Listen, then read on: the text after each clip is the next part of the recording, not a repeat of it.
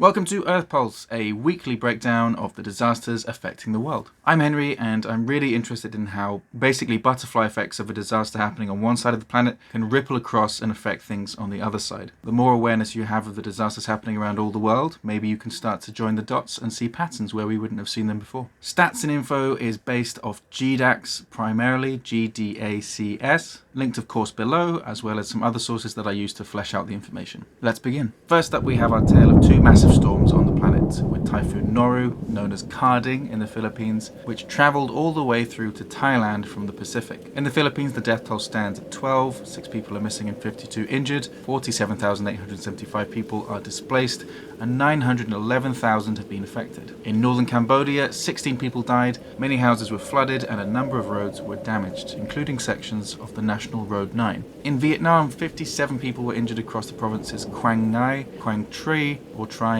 Pua Tien. Straight off the bat, I'm going to have to apologise for my pronunciation of a lot of these place names. Over 3,200 houses were damaged and 94 others destroyed. In northeastern Thailand, heavy rainfall and strong winds resulted in 1 fatality and 2 injured people in Sri Saket province. Widespread flooding forced 10 communities to evacuate. Some background information for you. A study published last year found that typhoons in East and Southeast Asia now last between 2 and 9 hours longer and travel an average of 100 kilometers further inland than they did 4 decades ago. By the end of the century, they could have double the destructive power that they do now. On the other side of the world, Hurricane Ian appeared to be petering out. After the passage of Ian on the 28th to 29th of September over the southern Florida peninsula, at least 12 fatalities have been reported, with a maximum sustained wind between 220 to 250 kilometers an hour. This makes it a Cat 4 hurricane. More than 2.3 million households experienced power outages, and several hospitals have no access to potable water. According to the Federal Emergency Management Agency, or FEMA, as of the 30th of September, the center of Ian was located over the Atlantic Ocean, so it went back out. Its maximum sustained winds were 130 kilometers per hour, making it a Cat 1 hurricane at this point. Moving on from that, heavy rainfall has been affecting northeastern Venezuela over the past week. Media report that as of the 30th of September, there were 10 fatalities. In addition, there were also reports of 3 persons missing. Floods and landslides in Croatia. Heavy rainfall had been affecting Istarska and Primorsko-Goranska County since the 28th. As of the 30th of September, there was 1 fatality, some evacuated people, and a number of damaged buildings. Moving over to the African continent, a complex crisis has been affecting Mali, driven by conflict and insecurity, triggering large-scale population displacements, socio-political instability, climate shocks, and epidemics, and unprecedented levels of food and nutrition insecurity. It's all going wrong in Mali. Since 2012, the conflict in Mali has affected millions of civilians. Violence has increased since 2018, causing severe violations of international humanitarian law. 2 coups d'états, one in August 2020 and one in May 2021, and tensions with the international community have added to this instability.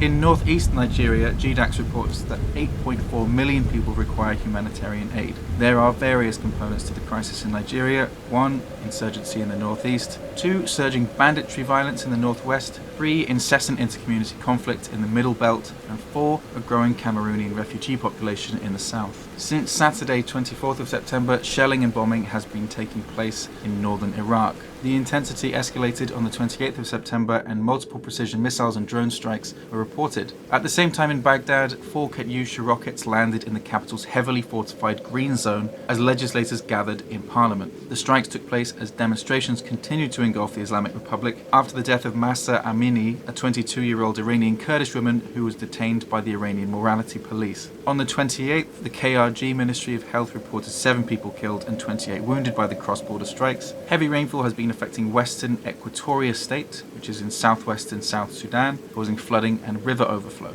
Nearly 29,800 people are displaced. In Indonesia, a landslide triggered by heavy rainfall occurred in Kota Baru Regency on the 26th of September. 6 people died, 5 are still missing, and 5 others have been injured. Search and rescue activities conducted by local authorities are still ongoing. Heavy rainfall, strong winds, hailstorms, and thunderstorms affected western Bulgaria, in particular the capital Sofia, causing a number of severe weather-related incidents, particularly due to lightning activity. Cameroon is affected by 3 simultaneous and complex humanitarian crises. Number 1 is in the in countries far north, close to Lake Chad and Nigeria. 2 is the northwest and southwest regions where armed groups are fighting the government. And 3 in the neighbouring Central African Republic. Some 3.9 million people require humanitarian assistance as a consequence of conflict and displacement in these regions. Humanitarian access remains a major challenge due to the administrative hurdles, insecurity brought about by armed actors, and damaged road infrastructures. Niger, and that is the correct pronunciation, I did check, continues to suffer significant humanitarian needs due to conflicts, displacement, food insecurity, child malnutrition, and epidemics. More than 3.7 million people need humanitarian assistance in Niger, which is the lowest ranking country in the United Nations Human Development Index. Bridging the Arab Maghreb and the Sahel region, Mauritania is one of the poorest countries in the world. For several years, particularly in 2020 and 2021, rainfall deficits have caused a significant drop in agricultural and pastoral resources. Almost 880,000 people, which is 20% of the country's total population, will face acute food insecurity. There was another military coup in Burkina Faso on Friday,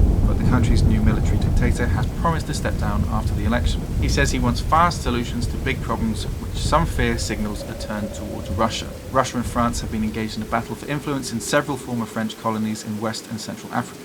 Some in Ouagadougou, I think that's the correct pronunciation, chanted pro-Russian slogans and waved Russian flags as they greeted the new junta leader and his convoy on Sunday. He regards former colonial power France as an ally of the man he ousted and has spoken of his willingness to work with new partners to fight Islamist insurgents. And analysts believe this could mean hiring Russian mercenaries. 1.5 million people are internally displaced due to violence, including almost 900,000 children as of April 2022, according to the government. Indications from the field seem to show the situation keeps deteriorating at a worrying pace. Moving on to slightly better news, in the Democratic Republic of Congo, the latest outbreak of Ebola virus disease, or EVD, the 15th in the DRC, ended on the 27th of September 2022. Hell yeah. 42 days after the burial of the sole EVD victim of the outbreak. Vaccination again played an important part in the response. 51 direct contacts of the Ebola victim and 303 contacts were vaccinated. This is in contrast to the currently ongoing Ebola outbreak in Uganda, where responders faced the Sudan strain of the virus, for which there is no vaccine. The occurrence of Ebola virus disease outbreaks, including resurgence, has risen sharply in the DRC in recent years. On the 26th of September, heavy rainfall and strong winds were reported over Murcia region in the southeast of Spain. According to national authorities, one person died and at least 30 families were rescued from their homes in Havili Vejo.